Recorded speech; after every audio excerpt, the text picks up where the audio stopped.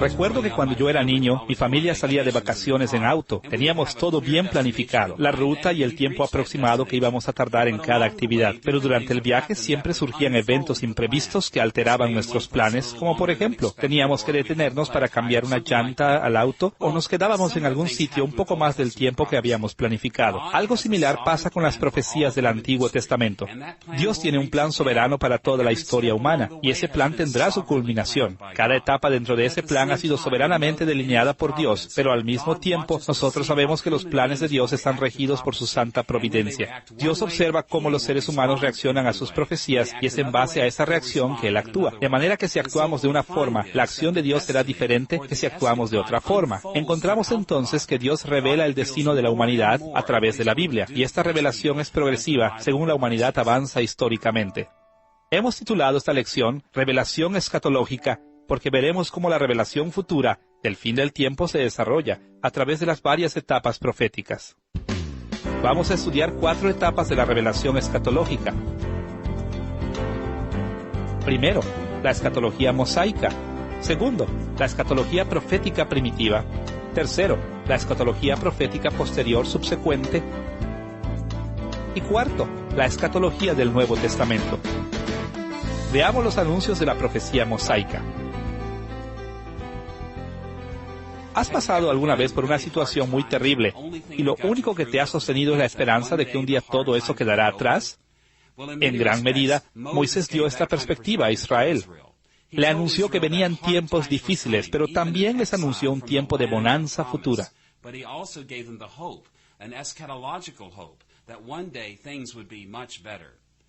Para poder entender la perspectiva de Moisés, debemos ver la dinámica pactual básica que hemos estudiado en las lecciones anteriores.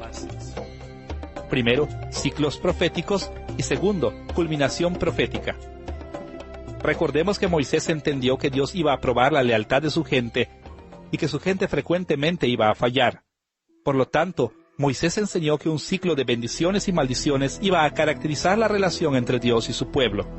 Cuando el pueblo se rebelaba flagrantemente contra él, le venía castigo de Dios en la guerra y en la naturaleza. Cuando el pueblo de Dios le era fiel, experimentaban bendición en la guerra y en la naturaleza.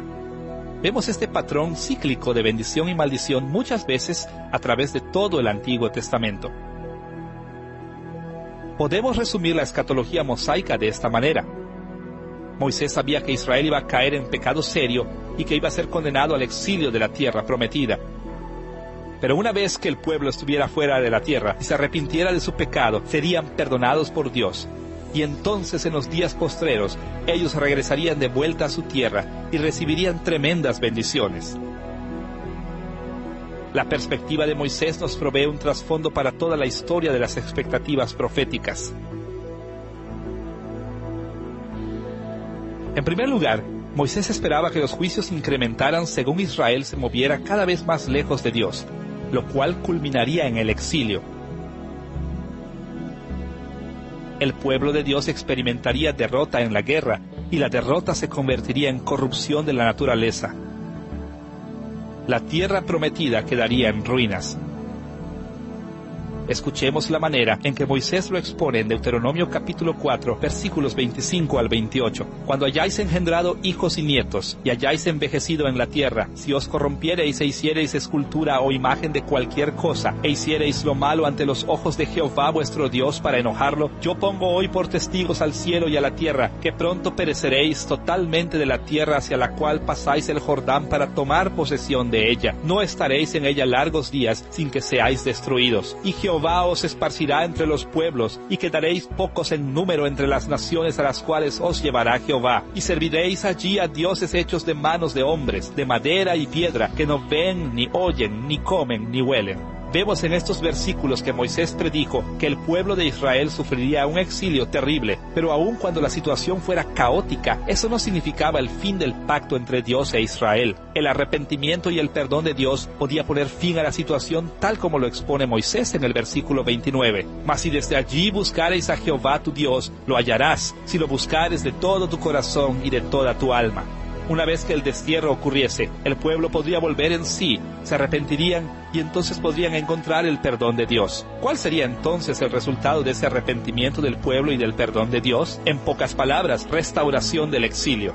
Moisés enseñaba que Dios les traería de vuelta para disfrutar de un estado permanente de las bendiciones inimaginables en el pacto.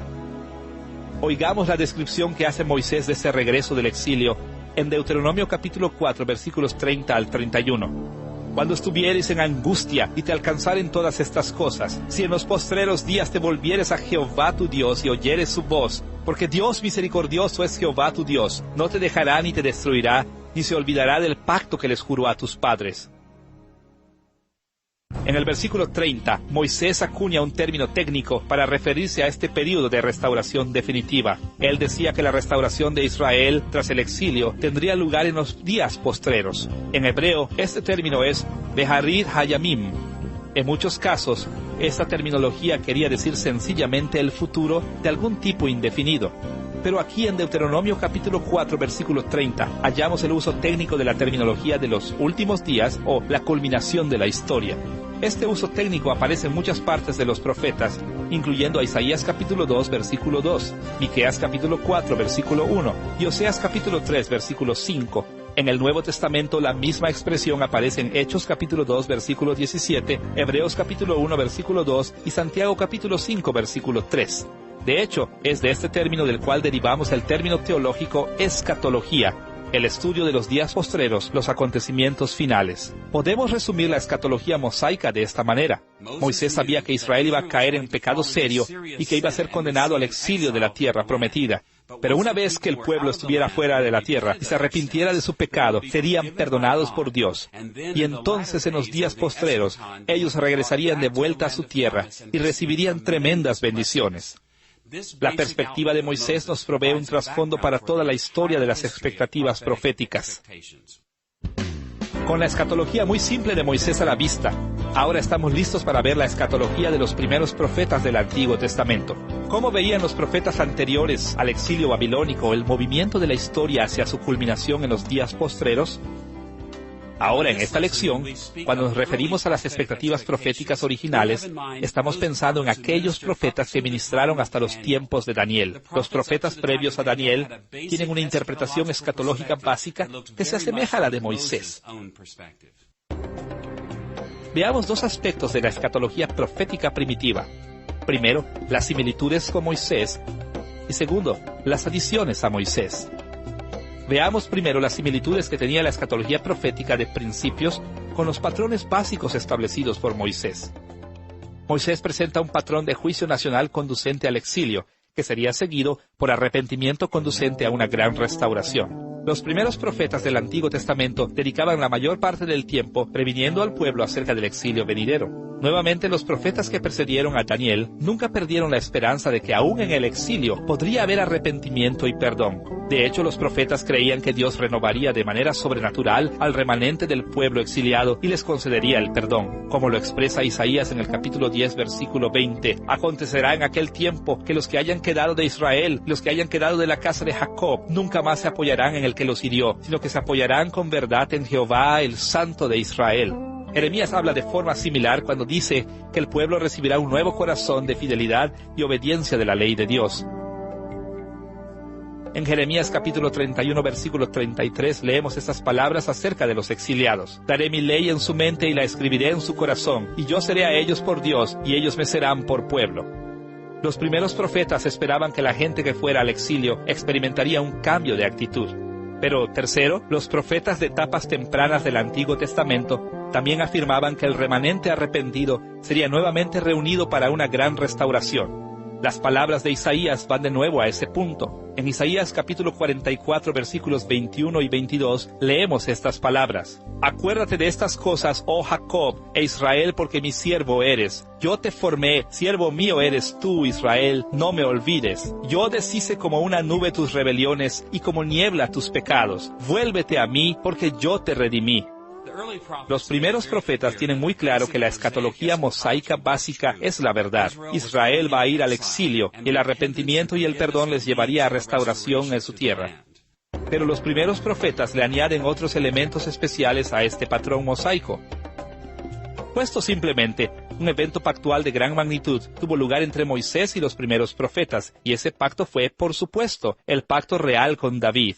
Como resultado de este pacto, los primeros profetas hicieron 3 adiciones mayores a la representación de la antigua escatología de Moisés o el fin de los tiempos. Primero, el enfoque estuvo en el reinado. Segundo, otro enfoque sobre el templo. Y el tercero, un enfoque sobre el pueblo gentil. Veamos primero cómo los primeros profetas consideraban el factor reino. Por un lado, los primeros profetas no decían, como Moisés, que la nación iba a sufrir derrotas y desastres naturales.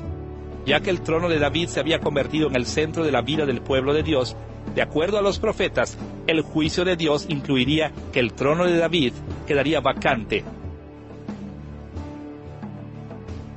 Vemos en Isaías, capítulo 39, versículos 5 al 7, una reprensión al rey Ezequías.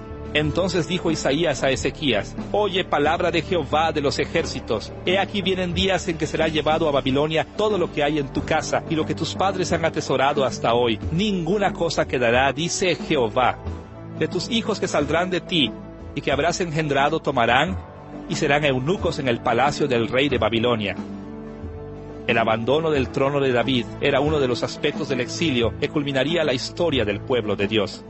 A pesar de la tragedia de juicio contra el trono de David, los profetas también le aseguran al pueblo que Dios no ha terminado con el trono de David. En vez de esto, los profetas le predicen al pueblo que la restauración de Israel a su tierra después del exilio incluirá también la restauración a gran gloria del trono de David. Escuchemos cómo Jeremías capítulo 23, versículos 5 y 6 describen la restauración del trono de David.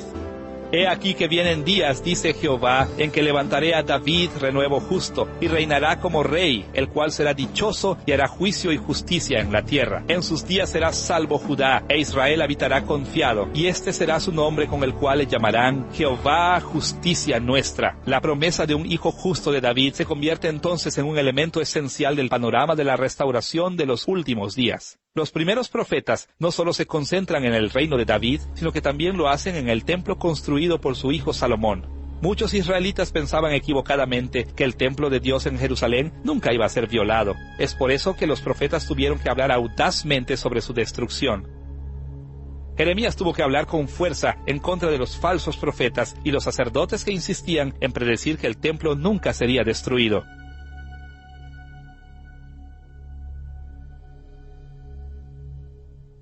No fiéis en palabras de mentira diciendo: templo de Jehová, templo de Jehová, templo de Jehová es este.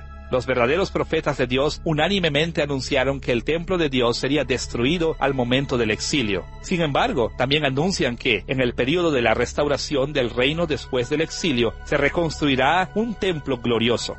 Más que cualquier otro profeta, Ezequiel es quien hace más énfasis en la reconstrucción de este templo glorioso.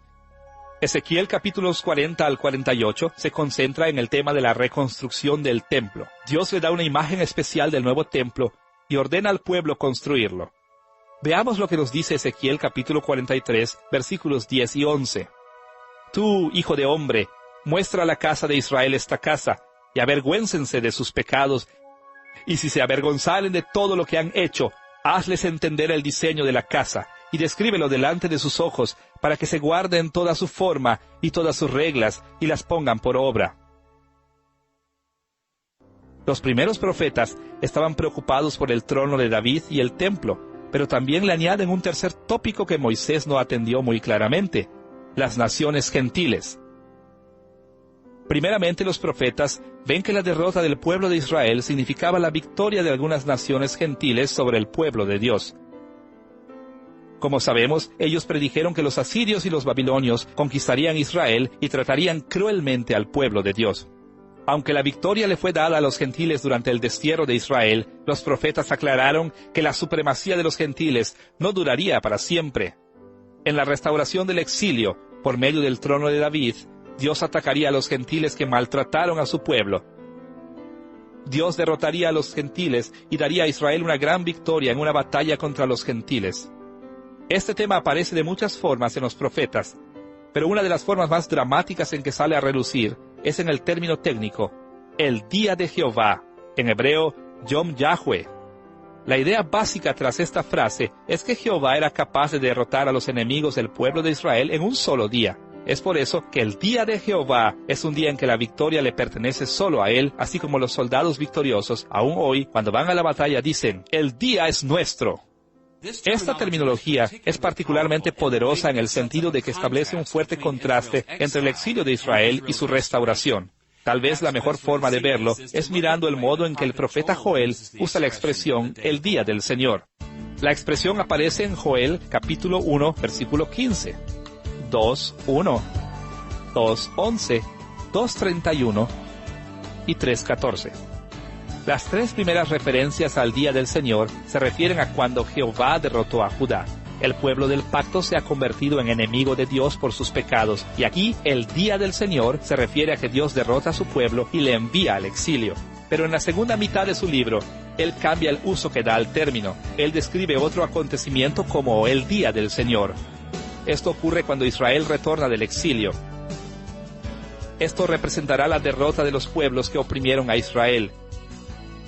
Por ejemplo, en Joel capítulo 2, versículo 31 al 32, leemos estas palabras. El sol se convertirá en tinieblas y la luna en sangre antes de que venga el grande y espantoso día de Jehová. Y todo aquel que invocare el nombre de Jehová será salvo, porque en el monte de Sión y en Jerusalén habrá salvación, como ha dicho Jehová, y este es el remanente al cual él ha llamado. Así que vemos que para Joel, el día del Señor no solamente se refiere al juicio contra el pueblo de Dios, sino también se refiere a una gran batalla que tendrá lugar a medida que el pueblo de Dios fuese restaurado a la tierra. Antes de dejar el tema de los gentiles en la escatología de Israel, debemos mencionar un elemento final, la expansión de Israel a través de la integración del pueblo gentil. No todos los gentiles serán destruidos cuando venga el día del Señor contra ellos. Por el contrario, después de la batalla, muchos de los gentiles se unirán al pueblo de Dios para adorar al único Dios verdadero y vivo. Tal y como el profeta lo expresó en Isaías capítulo 2, versículos del 2 al 3. Acontecerá en lo postrero de los tiempos, que será confirmado el monte de la casa de Jehová como cabeza de los montes, y será exaltado sobre los collados, y correrán a él todas las naciones. Y vendrán muchos pueblos y dirán, venid y subamos al monte de Jehová, a la casa del Dios de Jacob, y nos enseñará sus caminos, y caminaremos por sus sendas. Este pasaje y muchos otros señalan la culminación de la esperanza escatológica en las primeras profecías del Antiguo Testamento. Las bendiciones de Dios fluirían sobre Israel, pero incluirán también la inclusión de incontables gentiles a la fe verdadera, de manera que el pueblo en el pacto con Dios se expanda sobre toda la tierra. Los grandiosos nuevos cielos y nueva tierra serán un mundo lleno del conocimiento de Dios. La paz de Dios vendrá a la tierra, y todas las gentes que queden adorarán al Dios vivo y verdadero. Así vemos que los primeros profetas seguían el patrón básico que Moisés marcó. Ellos creían que venía un exilio, pero el arrepentimiento y el perdón llevarían al escatón o la gran restauración. Ahora, a este patrón, los profetas le añadieron otros temas importantes. Primero, la centralidad del trono de David. Segundo, la importancia del templo. Y tercero, el papel muy especial que jugaría el pueblo gentil, tanto en el exilio como en la restauración del pueblo de Dios. Hemos visto el fundamento de la escatología mosaica y las similitudes y adiciones de la escatología profética primitiva. Ahora estamos en posición de explorar la escatología profética posterior. En las lecciones anteriores hemos visto cómo las circunstancias históricas contingentes tienen efecto significativo en el modo en que Dios cumple las predicciones de sus profetas. En muchos aspectos, en los profetas posteriores, vemos cómo enfrentan una de las mayores contingencias históricas del Antiguo Testamento. Descubriremos que las reacciones del pueblo de Dios tienen un efecto importantísimo en la manera en que el futuro o el escatón se manifestará. En este respecto, estudiaremos estos temas de la escatología posterior. Primero, la expectativa de Jeremías. Segundo, la sabiduría de Daniel. Y finalmente, predicciones finales de los profetas del Antiguo Testamento. Estudiemos primeramente la expectativa particular de Jeremías sobre la restauración de Israel. En muchos aspectos, Jeremías sigue el patrón de la profecía bíblica primitiva. En dos pasajes, sin embargo, Jeremías añade algo nunca antes conocido, que el término del exilio sería de 70 años. En Jeremías capítulo 25, versículos 11 y 12, leemos estas palabras. Toda esta tierra será puesta en ruinas y en espanto, y servirán estas naciones al rey de Babilonia 70 años. Y cuando sean cumplidos los 70 años, castigaré al rey de Babilonia y aquella nación. De manera similar, Jeremías capítulo 29, versículos 10 y 11, nos dice, cuando en Babilonia se cumplan los 70 años, yo os visitaré y despertaré sobre vosotros mi buena palabra, para haceros volver a este lugar. Porque yo sé los pensamientos que tengo acerca de vosotros, dice Jehová, pensamientos de paz y no de mal, para daros el fin que esperáis. Vemos como Jeremías predice que el exilio de Israel terminaría en 70 años. De hecho, en 2 de Crónicas, capítulo 36, versículos 21 y 22, encontramos que esta profecía se cumplió cuando los primeros exiliados regresaron a su tierra, en el año 539 a.C., bajo el liderazgo de Zorobabel. Zacarías también confirma esta fecha en Zacarías capítulo 1, versículo 12, y en Zacarías capítulo 7, versículo 5. Así podemos ver que Jeremías predijo que el exilio duraría 70 años, y encontramos que la fecha fue precisa. En el 539 a.C., el emperador persa Ciro anuncia que los israelitas han de regresar a su tierra a construir el templo. Tomando en cuenta la expectativa de Jeremías de 70 años, estamos preparados para estudiar la nueva perspectiva de Daniel acerca de la escatología. Es posible que la contribución profética más importante de Daniel fue su famosa visión de las 70 semanas de años que encontramos en Daniel 9. Es este pasaje una reseña autobiográfica de una intuición que tuvo Daniel alrededor del año 539 a.C., cuando Ciro da su edicto para que los israelitas regresen a su tierra prometida.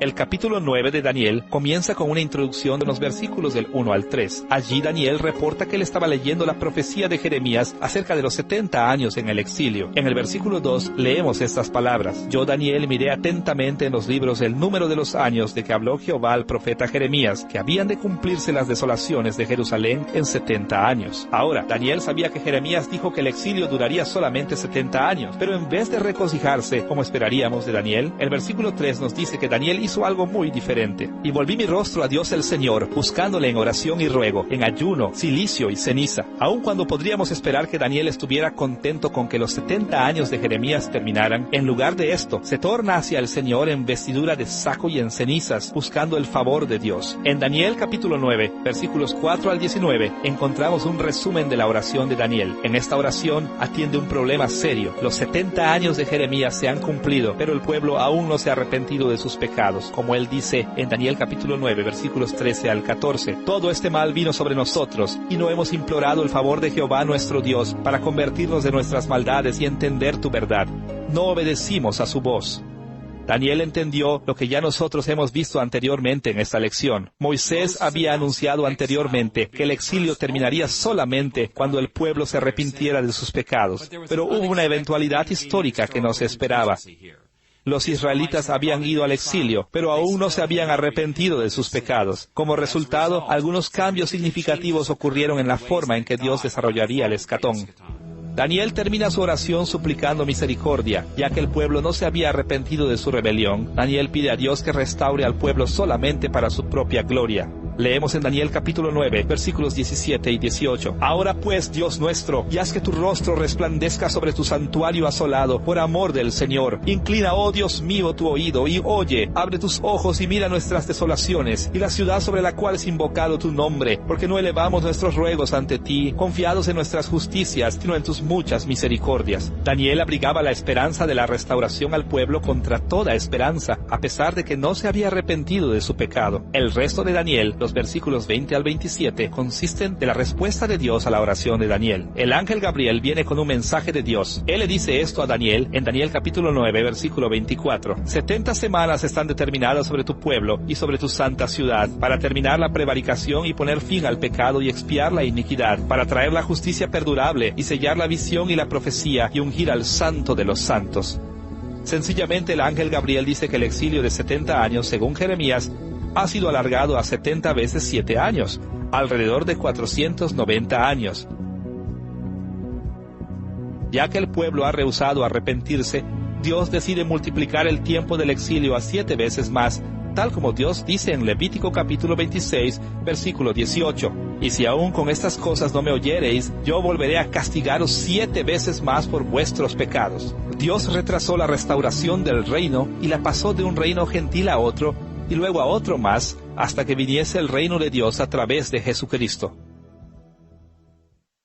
Ahora que hemos visto la profecía de Jeremías de 70 años de exilio, y cómo Daniel supo que estos 70 años se multiplicaron a algunos 490 años, Estamos en posición de mirar a las etapas finales de la escatología profética del Antiguo Testamento. Esta etapa de la profecía tuvo lugar durante el período de la Restauración, cuando un grupo de exiliados fueron puestos en libertad y regresaron a la tierra prometida. Para entender cómo la escatología del Antiguo Testamento miraba esta etapa final, consideraremos dos aspectos: las esperanzas iniciales en la Restauración y las esperanzas posteriores en la Restauración. Consideremos primero las esperanzas de los primeros profetas que sirvieron en los primeros años después de que los primeros israelitas regresaron a la tierra desde Babilonia. En este punto estamos enfocando en la etapa inicial de la restauración que comprende los años 539 a 515 a.C. Durante este tiempo, grupos pequeños de israelitas regresaron a la tierra con la esperanza de que las bendiciones de Dios caerían rápidamente sobre el pueblo de Dios restaurado. En cierto modo, ellos querían acortar los 490 años que Daniel había profetizado a través de su arrepentimiento y servicio fiel a Dios. Los profetas Ageo y Zacarías enfocan 4 esperanzas escatológicas: la restauración del trono de David, la victoria sobre las naciones gentiles, la restauración del templo y la renovación de la naturaleza. Ageo y Zacarías tenían grandes esperanzas para el pueblo de Dios. Ellos esperaban que la fidelidad del pueblo de Dios en este momento les traería grandes bendiciones a la nueva nación. A pesar de que el pueblo tenía grandes esperanzas en Zorobabel y en el templo en los primeros años, después de que Israel regresó a la tierra, estas no duraron mucho. En vez de eso, encontramos que las esperanzas de la restauración posterior toman un rumbo diferente.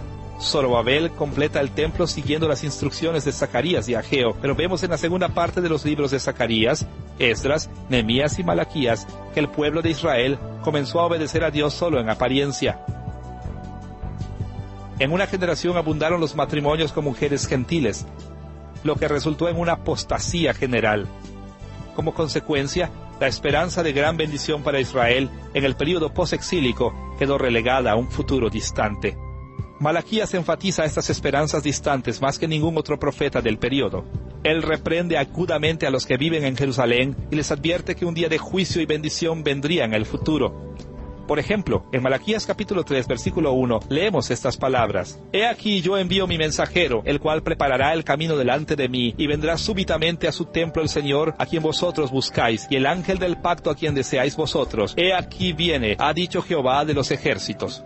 Y en las últimas palabras del capítulo 4, versículos del 1 al 12, Malaquías habla acerca de lo que va a ocurrir en ese gran día futuro. Porque he aquí viene el día ardiente como un horno, y todos los soberbios y todos los que hacen maldad serán estopa. Aquel día que vendrá los abrazará, ha dicho Jehová de los ejércitos, y no les dejará ni raíz ni rama. Mas a vosotros los que teméis mi nombre, nacerá el sol de justicia, y en sus alas traerá salvación, y saldréis y saltaréis como becerros de la manada. Al cerrar el Antiguo Testamento, se puede apreciar que esta salvación no vendrá pronto.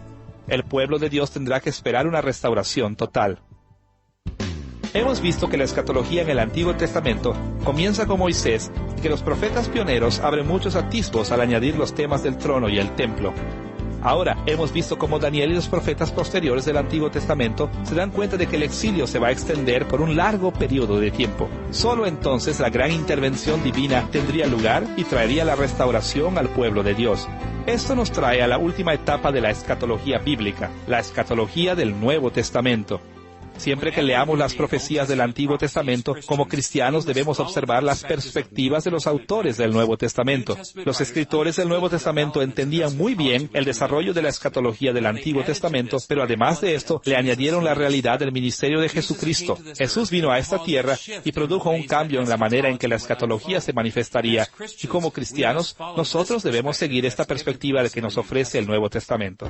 El nuevo retrato del Nuevo Testamento de la escatología se puede entender si consideramos 3 asuntos. Primero, alguna terminología central en el Nuevo Testamento. Segundo, la estructura básica de la escatología del Nuevo Testamento. Y finalmente, los temas escatológicos importantes que aparecen en el Nuevo Testamento.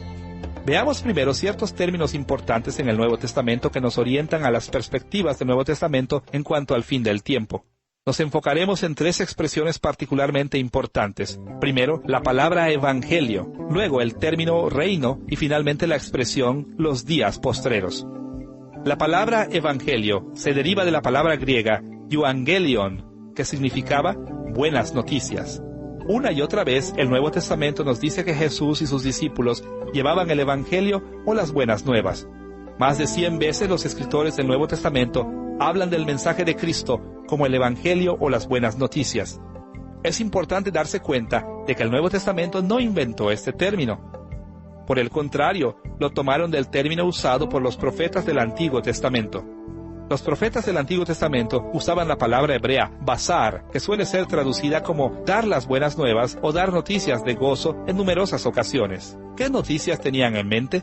En pocas palabras, las buenas nuevas anunciadas por los profetas eran las noticias de que el exilio se había terminado y que la restauración del pueblo de Dios estaba por llegar. Por ejemplo, escuchemos el modo en que el profeta Isaías habló en Isaías capítulo 52, versículos 5 al 7. En los versículos del 5 al 6 leemos estas palabras. Y ahora, ¿qué hago aquí ya que mi pueblo es llevado injustamente y los que en él se enseñorean lo hacen aullar? Por tanto, mi pueblo sabrá mi nombre por esta causa en aquel día, porque yo mismo que hablo, he aquí estaré presente. Dios anuncia que su pueblo vería una gran demostración de su poder y sabrán que él predijo la restauración después del exilio. Entonces, reflexionando acerca de esta seguridad de la restauración, Isaías dice en el versículo 7, «Cuán hermosos son sobre los montes los pies del que trae alegres nuevas, el que anuncia la paz, el que trae alegres nuevas del bien, el que publica salvación, del que dice a Sión, tu Dios reina». Isaías anuncia que la aparición de ciertos mensajeros sería bella de contemplar. ¿Qué clase de mensajeros? Aquellos que traían las buenas nuevas o el Evangelio. Ahora, este trasfondo profético para la palabra evangelio nos ayuda a entender por qué Jesús y los apóstoles vinieron anunciando el evangelio de Cristo. Jesús trajo la restauración del exilio. En Lucas capítulo 4, versículos 18 y 19, Jesús citó a Isaías capítulo 61, versículos 1 y 2, y lo aplicó a su propia vida. «El Espíritu del Señor está sobre mí, por cuanto me ha ungido para dar buenas nuevas a los pobres. Me ha enviado a sanar a los quebrantados de corazón, a pregonar libertad a los cautivos y vista a los ciegos, a poner en libertad a los oprimidos, a predicar el año agradable del Señor». Como nos aclara este pasaje, Jesús se ve a sí mismo como el que trae la restauración del exilio al pueblo de Dios. El segundo término en el Nuevo Testamento revela la misma perspectiva. Este término es el reino de Dios. El Nuevo Testamento frecuentemente resume la era del Nuevo Testamento como la era del reino. ¿Por qué es esta terminología tan prominente en el Nuevo Testamento?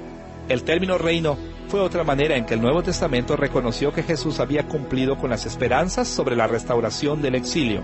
Escuchemos otra vez la profecía de Isaías acerca de la restauración del exilio en el capítulo 52, versículo 7. Allí él relacionó el Evangelio al reino de Dios de esta manera. «Cuán hermosos son sobre los montes los pies del que trae alegres nuevas, del que anuncia la paz, del que trae nuevas del bien, del que publica salvación, del que dice a Sión, tu Dios reina». Estas últimas palabras, tu Dios reina, anuncian la restauración del pueblo de Dios y su victoria sobre el mundo. Y este anuncio nos provee del trasfondo a las enseñanzas de Jesús acerca del reino de Dios. Jesús anuncia que la restauración ha llegado a través de él, porque el reino de Dios sobre la tierra se está estableciendo. La tercera expresión también nos ayuda a entender las perspectivas del Nuevo Testamento acerca del fin de los tiempos, el término los días postreros. Recordemos que los profetas del Antiguo Testamento usaron este término para referirse al período después del exilio. Los escritores del Nuevo Testamento usan la misma expresión para describir el período del Nuevo Testamento. Por ejemplo, leemos esas palabras en Hechos capítulo 2, versículos 16 y 17. «Y en los postreros días, dice Dios, derramaré de mi espíritu sobre toda carne». Una y otra vez, los escritores del Nuevo Testamento se refirieron a todo el período del Nuevo Testamento como el escatón de nuestros días. Ellos hacen esto ya que dependen de la terminología profética del Antiguo Testamento, que ellos consideraban su época como los días postreros, el fin de la esfera escatológica, la restauración del pueblo de Dios. Estos términos importantes en el Nuevo Testamento revelan que sus escritores veían su época como la culminación de las esperanzas escatológicas del Antiguo Testamento. En pocas palabras, la etapa final de la historia humana vino a través de Cristo. Esta orientación sobre la escatología del Nuevo Testamento nos pone en posición de explorar la estructura básica que se revela en este para la restauración del reino. Para examinar este nuevo punto de vista de escatología, veremos dos de las expectativas descritas en el Nuevo Testamento. Primero, la expectativa de Juan el Bautista y luego la expectativa de Jesús. Primero, consideremos las ideas de Juan el Bautista. Juan el Bautista tenía una expectativa sobre el reino de Dios que era muy común en sus días. Al leer el Antiguo Testamento, Juan creía que cuando el Mesías viniera, traería el reino de Dios todo de una vez. Veamos lo que nos dice Juan en Lucas capítulo 3, versículos 16 y 17. Viene uno más poderoso que yo, él os bautizará en Espíritu Santo y fuego. Su aventador está en su mano, y limpiará su era, y recogerá el trigo en su granero, y quemará la paja en fuego que nunca se apagará. Juan creía, al igual que los profetas del Antiguo Testamento, que cuando el reino viniera, este sería un tiempo de inmediata bendición y juicio. Jesús pasó la mayor parte de su ministerio enseñando a sus discípulos que los días postreros no vendrían tal como Juan el Bautista y otros esperaban. En lugar de eso, Dios había decidido traer la restauración lentamente, extendiéndola sobre un periodo de tiempo. Quizá la expresión más clara de la nueva revelación de Jesús acerca del escatón aparezca en dos parábolas del reino, en Mateo capítulo 13, versículos 31 al 35. Jesús compara el reino con una semilla de mostaza que crece hasta convertirse en una planta grande. Jesús compara el reino con la levadura que hace crecer la masa de un pan gradualmente. El punto que ilustran estas parábolas es que el reino de Dios no viene en bendiciones y juicio todo al mismo tiempo. En vez de eso vendría increciendo o en etapas. La perspectiva del Nuevo Testamento de la escatología enseñada por Jesús y sus discípulos se conoce como una escatología inaugurada. Esta escatología inaugurada ha sido descrita de muchas formas, pero la manera más sencilla de entenderla es haciendo uso de una estructura triple. Primero, la venida de Cristo fue la inauguración del reino. Esto incluye su muerte, resurrección, ascensión, el Pentecostés y el ministerio de los apóstoles, quienes forman el fundamento o el comienzo del escatón. La segunda etapa de la restauración, de acuerdo al Nuevo Testamento, es la continuación del reino. Esta es la etapa en que ahora vivimos hoy, después de la primera venida de Cristo, pero antes de su segunda venida. La tercera etapa de la restauración se puede describir como la consumación del reino. Cuando Cristo vuelva, traerá la medida plena de la restauración prometida por los profetas hace mucho tiempo atrás. El Nuevo Testamento completo se ajusta a esta estructura básica de escatología inaugurada. Ya que hemos visto la terminología clave y la estructura del nuevo punto de vista que nos presenta el Nuevo Testamento, vamos ahora a estudiar algunos temas de escatología que aparecen en el Antiguo Testamento, pero que también aparecen en el Nuevo Testamento. Nos va a ser de provecho observar los dos temas principales del Antiguo Testamento, los temas del exilio y la restauración. Nos referiremos primero al exilio. Como ustedes recordarán, el motivo del exilio consistía en que Dios amenaza a su pueblo con un severo juicio en la guerra y en la naturaleza. Estos temas de exilio están adaptados en el Nuevo Testamento a la estructura de la inauguración, continuación y consumación del reino. En primer lugar, cuando Cristo inauguró su reino en su ministerio terrenal, siempre habló palabras de juicio contra las personas del pacto. El tema del exilio también está relacionado a la continuación del reino. Por un lado, el juicio del exilio espiritual, de la bendición de Dios, continuaba para los hijos físicos de Abraham, que se rehusaron a obedecer al Mesías, quedaron excluidos de las bendiciones del reino de Dios. Por otro lado, lo mismo es cierto para los gentiles que han entrado a la iglesia visible. El Nuevo Testamento deja muy claro una y otra vez que la disciplina de la iglesia, que alcanza el clímax en la excomunión, era el modo en que los gentiles y los judíos en la iglesia son exiliados cuando se rebelan contra Dios. Y finalmente, el Nuevo Testamento también nos enseña que en la consumación del reino va a tener lugar un exilio eterno. Cuando Cristo regrese, se sentará a juzgar a los apóstatas y los enviará a un juicio eterno, apartados de las bendiciones de los nuevos cielos y tierra. Vemos entonces cómo el motivo del exilio se cumple en el Nuevo Testamento. En este toma la forma de inauguración, continuación y consumación del reino. Claro que el Nuevo Testamento no solo habla del tema del exilio, también enseña claramente que las bendiciones de la restauración para el pueblo de Dios vienen a través de Cristo. Los profetas del Antiguo Testamento enseñaron que en los últimos días Dios bendeciría a su pueblo más allá de toda medida en la guerra y la naturaleza. El Nuevo Testamento nos enseña que esas bendiciones de restauración tomarán lugar en 3 etapas del reino de Dios. En primer lugar, durante la inauguración del reino, encontraremos muchos temas de la restauración caracterizando el ministerio de Cristo. Así como en el Antiguo Testamento, los profetas anunciaron el establecimiento del trono de David, Jesús es proclamado hijo de David, el rey. Así como los profetas anunciaron la reconstrucción del templo durante los días postreros, Jesús es proclamado el templo de Dios. Así como los profetas predijeron la victoria sobre la maldad de las naciones paganas y sus dioses, así también Jesús comienza la victoria por su pueblo, derrotando a Satanás y el poder de la muerte. Así como los profetas del Antiguo Testamento predijeron una gran herencia para el pueblo de Dios, Jesús mandó el Espíritu Santo, el cual es el primer pago de nuestra herencia. Tal como los profetas hablaron de grandes bendiciones en la naturaleza, Jesús hizo grandes milagros de sanidades físicas durante su ministerio. El Nuevo Testamento enseña que la primera venida de Jesús es el principio de la gran restauración de las bendiciones de Dios. En segundo lugar, estos temas de la restauración también caracterizan la continuación del reino, nuestro tiempo entre la primera y segunda venida de Cristo. Jesús continúa reinando como Rey del mundo, tal como los profetas predijeron que reinaría el Hijo de David. El cuerpo de Cristo es la consumación de la visión del templo de Dios al final de los tiempos. A la iglesia ahora se le llama el templo de Dios.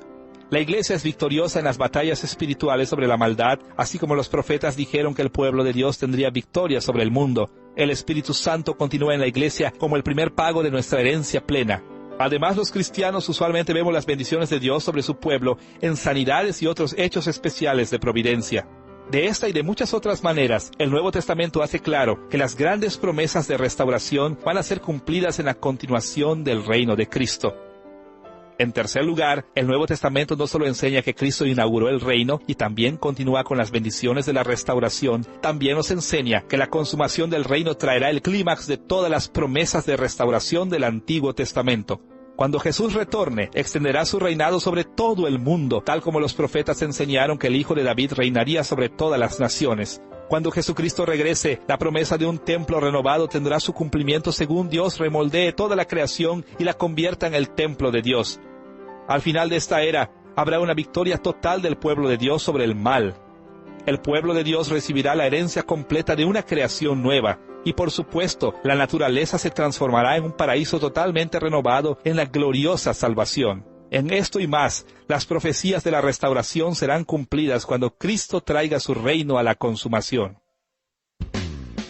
En esta lección sobre el desarrollo de la escatología, hemos visto cómo las expectativas para el final de la historia se desarrollan desde Moisés hasta los primeros profetas y de estos a los profetas posteriores para luego pasar al Nuevo Testamento. Cada paso a través del camino, hemos visto cómo Dios revela más y más sobre la culminación del mundo. Siempre que leamos que los profetas del Antiguo Testamento hablan acerca del juicio del exilio, debemos verlo bajo la perspectiva del Nuevo Testamento. Hay exilio para los transgresores del pacto durante la inauguración, continuación y culminación o consumación del reino. Y siempre que leamos que los profetas del Antiguo Testamento hablan de bendiciones futuras de restauración, debemos recordar que esas grandes bendiciones llegan en la inauguración, continuación y consumación del reino. Si mantenemos estas perspectivas en mente, estaremos preparados para asimilar las escrituras del Antiguo Testamento con los ojos de los escritores del Nuevo Testamento y del mismo Jesucristo.